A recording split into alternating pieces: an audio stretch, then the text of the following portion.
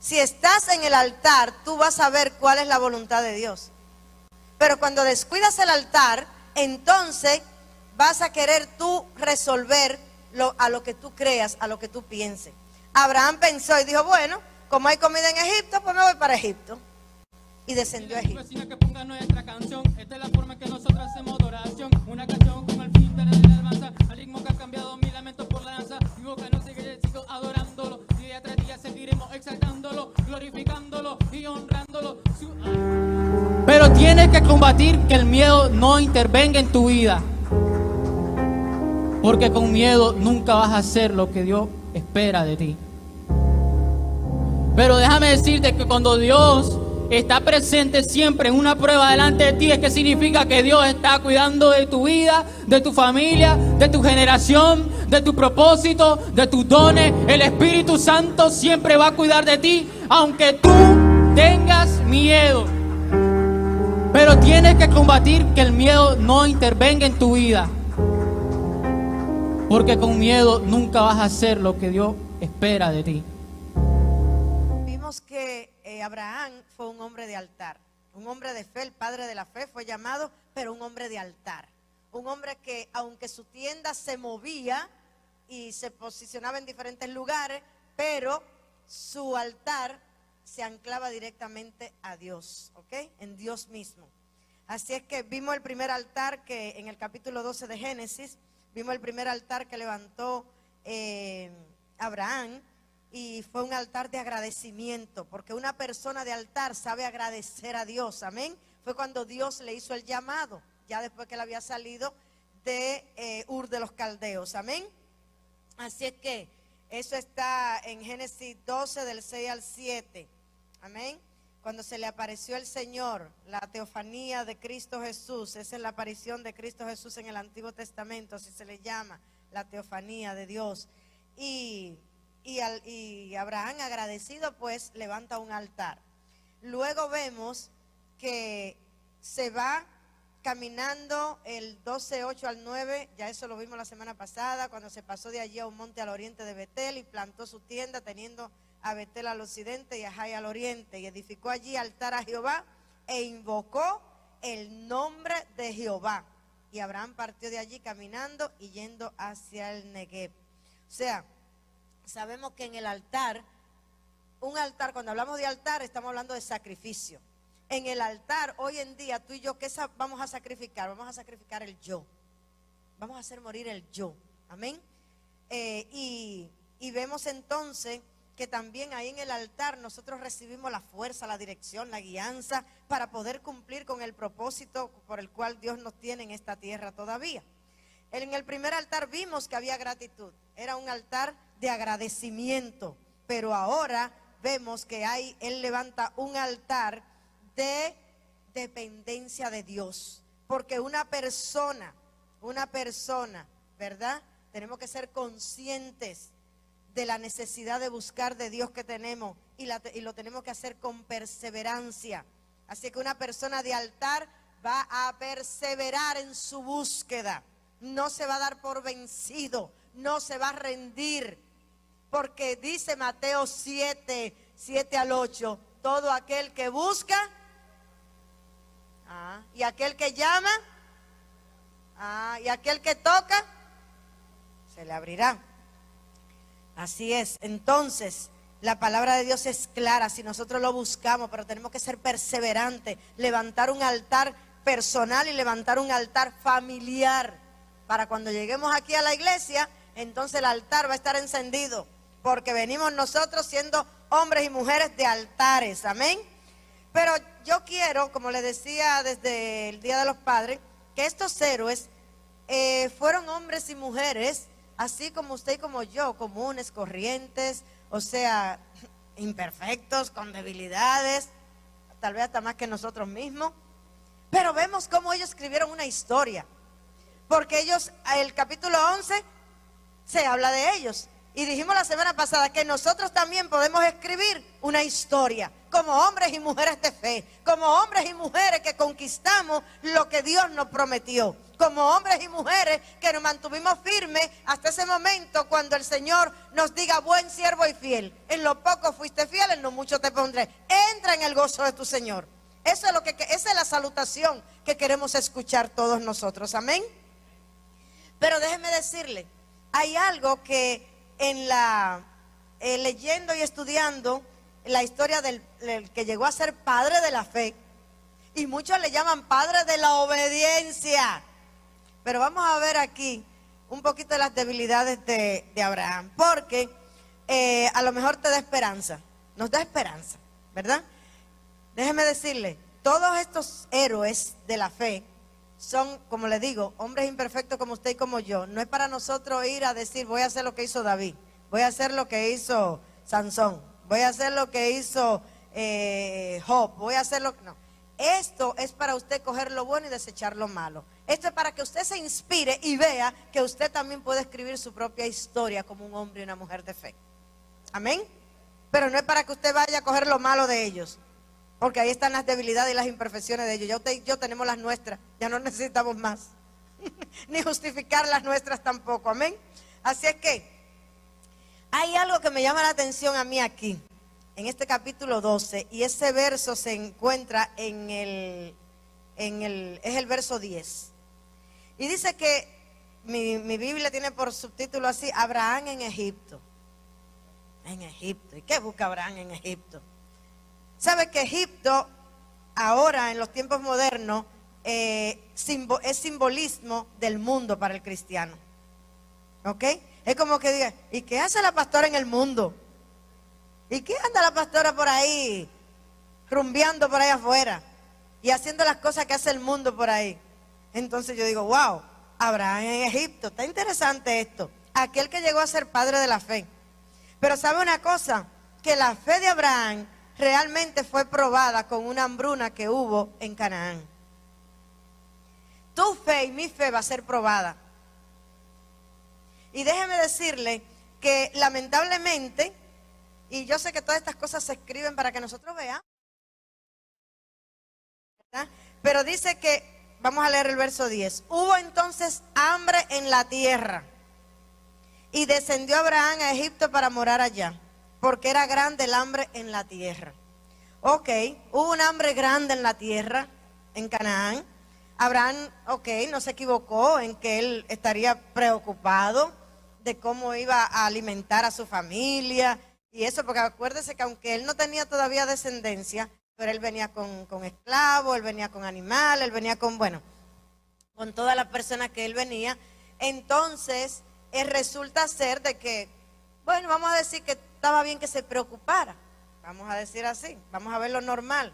Ay, viene un hambre a Estados Unidos, se está hablando de una hambruna y hay quien ya está comprando lata y almacenando, y ahorita comienzan a vencerse y después ni se la pueden comer ellos ni se la pueden dar a otro. Porque así es la cosa. Pero le voy a decir algo, cuando la fe de Abraham fue probada, y fue con una hambruna que vino a la tierra de Canaán.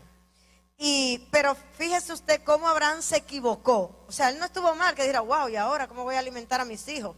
Usted como padre, ¿cómo voy a alimentar a mi familia ahora? Si viene esta hambruna que están diciendo ahora aquí a Estados Unidos, ¿qué va a pasar? Y hay gente que está asustada, hay gente que anda, como le digo, queriéndose equipar. Y eso fue realmente lo que pasó con Abraham.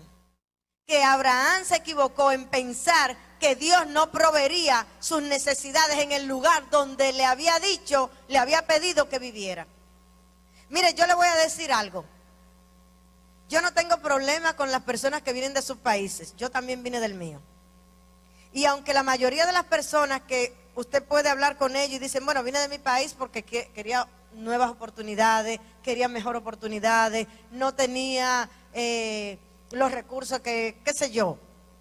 Yo le digo una cosa, yo vine a este país por una razón muy diferente. Yo vine huyendo de una relación amorosa. Sí, por eso vine yo a este país. Yo ejercía mi profesión allá, nosotros vivíamos en una casa propia que mi tío nos había hecho, o sea que yo no tenía que venir a pagar renta para acá, yo no tenía que venir, o sea, y en la posición que tenía en la compañía, para la gloria de Dios. Pero ¿sabe qué? entendí que Dios me trajo con un propósito. Inclusive, el primer viaje que se iba a hacer, o sea, cuando mi papá me iba a hacer los papeles, era para irme a Puerto Rico, porque mi tío era para la casa del que yo iba y vivía en Puerto Rico. Y Dios dijo, no es Puerto Rico donde tengo tu propósito. Porque todo se barajó así de una manera que papi dijo, no, que en la embajada me dijeron esto y que no sé qué. Yo dije, papi, tranquilo, deje eso así, sin conocer a Cristo. Después de un tiempo, yo le dije, no, ok, no me puedo hacer el papel a mí, hácelo a mi hermana, a una hermana que yo tengo de padre. Esa hermana de padre, de allá de Nueva York, dijo, ¿sabe qué? Papi te puede hacer los papeles sin problema. Y entonces empezamos los papeles de nuevo. ¿Dónde estaba mi tío? Viviendo en Miami, el que vivió en Puerto Rico. O sea que el propósito de Dios para mi vida era que yo viniera a Miami. ¿Por qué? Porque ahí yo le iba a conocer. Ahí yo conocí a Cristo. Y no tengo problema con personas que vengan a este país por la razón que sea, pero asegúrese que Dios lo trajo. Asegúrese que Dios lo trajo. ¿Sabe por qué? Porque Dios te va a bendecir donde Él te haya puesto. Si es en tu país, mire, no importa que se esté, Abacú, que lo vimos no hace tanto, 3:17.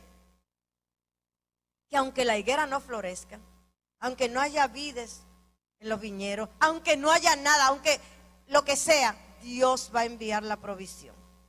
Dios la va a enviar, porque Dios ha prometido bendecirte donde Él te dice que vaya, sea en tu país, sea en otro país, o sea aquí mismo, o sea en Estados Unidos, como otro país, no importa, donde tú vayas, Dios te va a bendecir.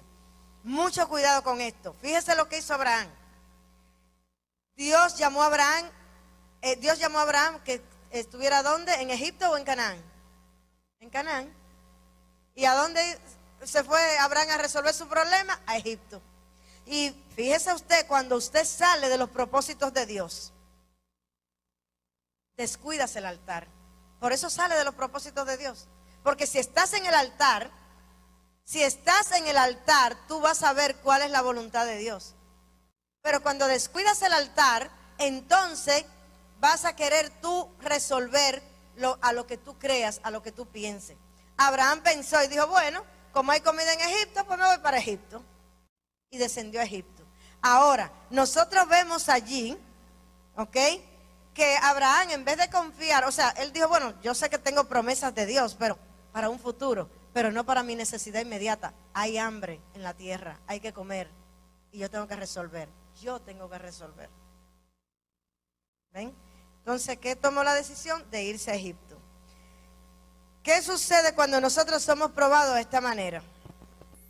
Pensamos a veces que las acciones que nosotros, ¿verdad?, estamos haciendo no va a traer ningún daño, porque Dios sabe la hambruna que hay. Ok, Dios lo sabe para tú hacer tu propia decisión, pero Dios no lo sabe para traerte la provisión. ¿Ok? O sea, Dios conoce esto que yo voy a hacer, este paso que yo voy a dar. Tengo esta situación, yo tengo que resolver esto. Olvídese de la hambruna. Cualquier situación que usted esté confrontando en su vida. Yo tengo que resolver esto. Entonces digo, ok, bueno, ¿sabes qué? Yo creo que la Florida ahora mismo dicen que está como que no sé cuántas veces más cara que no sé cuántos lugares en Estados Unidos, que están los precios altísimos. Entonces lo que voy a hacer es, yo me voy a mudar, me voy a mudar como que por allá, que tal vez por Georgia, tal vez por allá, por un estado que no esté muy, qué sé yo, a lo mejor ahí yo voy a encontrar una renta más barata, algo así, que me acomode mejor. Esos son los pensamientos que vienen a tu mente. Y ese es el querer resolver tú. Pero te has sentado y has dicho, pero espérate, ¿y por qué Dios no me trajo de República Dominicana para, qué sé yo, para donde usted quiera irse? Bueno, a mí, por ejemplo, que yo me quisiera ir, vamos a decir, para Georgia. ¿Y por qué entonces Dios no me trajo de República Dominicana a Georgia? Si Dios me trajo aquí a la Florida y no me ha dicho que me mueva de la Florida. Yo soy una floridana fiel. A mí Dios nunca me ha dicho que me mueva de la Florida. Yo tengo una hija que dice, mami, mira que en Kentucky, que compramos tantas tareas, que hacemos casa, que hacemos aquí, que hacemos allá, que te hago una iglesia, que no sé qué. Y yo nada más que la oigo a ella y me río. Pero, hermano, no sé si están captando lo que le estoy diciendo. Cuando tú te mueves sin la autorización de Dios a un lugar, tú estás abriendo puertas porque fue lo que pasó con Abraham. Y tú piensas que esa acción solamente no, esto es para resolver, pero yo sé que Dios tiene la promesa para mí. Y sí, Dios tiene la promesa para ti. Y fíjese que con Abraham Dios pactó y Dios no rompe pactos. Dios pactó con Abraham. Abraham se fue a Egipto y todavía allá en Egipto Dios lo protegió, Dios lo guardó, Dios lo prosperó. Pero sabe una cosa, que la consecuencia viene. La consecuencia viene. Hermanos, yo le soy sincera. Y si usted dice, wow, pastora, pero tú que eres pastora y tú no sabías eso, te voy a decir, tantas veces que he leído, estudiado Génesis y todo aquello, y no me había percatado de que el problema grave entre Sara y Abraham lo trajeron ellos de ese viaje. Porque cuando ellos salen de Egipto, y vamos a ver cómo salió, porque salió avergonzado, regañado por un rey pagano, el hombre de Dios, el que llegó a ser padre de la fe y de la obediencia para muchos también. Mire cómo salió, como dirán por ahí, como un perrito con la colita entre las patas. Avergonzado porque un rey pagano tuvo que decirle, ¿qué has hecho? ¿Qué has hecho? ¿Por qué me mentiste? Se convirtió en un mentiroso. Porque cuando te descuidas del altar y te mueves de tu lugar y tu posición en Dios, donde Dios te ha colocado, en esta ocasión fue un lugar físico, pero te vas alejando y te conviertes en lo que el mundo, en lo que Egipto es. Abraham se comportó como un mentiroso, un engañador. ¿Ok? Mire lo que dice y le decía que a veces la consecuencia, uno no piensa en la consecuencia porque es algo que voy a resolver. Y lo de Agar, eso salió de ahí, de ese viaje. Esa fue la consecuencia de la desobediencia de Abraham, de haberse ido a Egipto cuando Dios no lo mandó. Mire con lo que cargó Abraham. Dios lo prosperó. Usted diría, ay no, pero si Abraham salió, que imagínese, tuvo que partir con Lot porque no cabían. Ya había problema entre los pastores de Lot y de Abraham. Sin embargo, nosotros vemos de que eso no justificaba lo que Abraham hizo. Y la consecuencia se paga. Dios te perdona el pecado. Y yo me imagino que Abraham tuvo que haberse arrepentido de haber tomado esa decisión, porque él reconoció que se había ido de su lugar. Se había ido de su lugar. ¿Cómo lo sé? Porque en el tercer altar que tengo por acá, por ahí tengo otro altar que él levantó. En el altar que está en Génesis 13, 3 al 5, dice: y volvió por sus jornadas desde el Negev hacia Betel, hasta el lugar donde había estado antes su tienda, entre Betel y Jai, al lugar del altar que había hecho allí antes, e invocó allí a Abraham el nombre de Jehová. Sabe que una persona de altar reconoce sus errores y se arrepiente. Y yo sí creo que este altar, cuando él vuelve otra vez al lugar de partida, donde él había partido, después de haber hecho, él vino arrepentido. Él vino arrepentido y regresó a su lugar. O sea que el tiempo que Abraham estuvo en Egipto, lo desperdició. Lo desperdició. Y nosotros tenemos que entender que cuando nosotros nos movemos de donde Dios nos ha colocado, una posición espiritual, una posición, un lugar físico, sea una vivienda, sea un ministerio, sea lo que sea, nosotros estamos en problema, porque nos convertimos como los del mundo. Aquí dice que Abraham dijo una media verdad, porque Sara era hija de su padre, pero no de su madre. Pero Sara era su esposa, era su mujer. Entonces, usted dice, no, pero bueno, una media verdad o una mentirita blanca. Media verdad es mentira, mentirita blanca es mentira. Y eso es pecado. Y eso, un hombre, un héroe, una heroína, una mujer de altar, debe evitarlo. Señor, oh Dios, ayúdanos, Espíritu Santo. a cada día nosotros ser leales y fieles a nuestro Dios. Señor, que no descendamos a Egipto, que no vayamos al mundo, Señor, oh Dios, por buscar comida, por satisfacer, Señor, oh Dios, al rey estómago. Porque, Señor, oh Dios, tú tienes el control. Donde tú nos hayas puesto, Señor, ahí tú nos sustentas. Ahí, Señor, oh Dios, Padre amado, tú nos provees.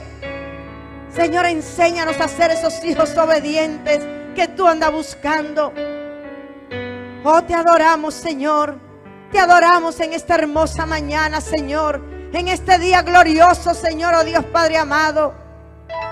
Te damos las gracias, Señor. Te damos las gracias por tu bendición. Te damos las gracias, Señor, oh Dios, Padre amado. Porque así como dijo Abacú, el justo por la fe vivirá. El justo, aquí estamos los justos, hijos tuyos, Señor. Y declaramos que por esa fe viviremos, no sobreviviremos, sino que viviremos, porque viviremos la vida abundante que tú has venido a darnos, Señor. En el nombre de Jesús, Señor, oh Dios, Padre amado. Mira, Señor, este pueblo tú conoces, Señor, sus necesidades, las decisiones, Señor, que tienen al frente para tomar. Señor, oh Dios, yo declaro y decreto en esta hora que toda decisión, Señor, todo paso que haya que dar, todo lo que haya que hacer, Señor, sea dirigido y guiado por ti, solo por ti. En el nombre poderoso de Jesucristo, Señor. En el nombre poderoso de Jesús. Declaro hombres y mujeres de altar. Hombres y mujeres que sabemos tener encuentros contigo. Encuentros, Señor, oh Dios, donde tú te muestras, Señor, realmente como quien tú eres. Que aprendamos a conocerte, así como cada uno de estos nombres de pacto, Señor. Oh, hombres y mujeres en la Biblia te conocieron con esos nombres. Que nosotros sigamos escribiendo, Señor, oh Dios, una historia en donde nuevos nombres tuyos aparecerá, porque te conoceremos, Señor, oh Dios, como nunca antes, y te atribuiremos nombres por causa de esos encuentros, Señor. Señor, oh Dios, por eso declaramos que tú eres nuestro todo en todo. Tú eres todo lo que necesitamos, lo que deseamos, lo que anhelamos en todo tiempo, en todo lugar, en toda esfera, en toda área de nuestras vidas. En el nombre poderoso de Jesús. Gracias te damos, Señor.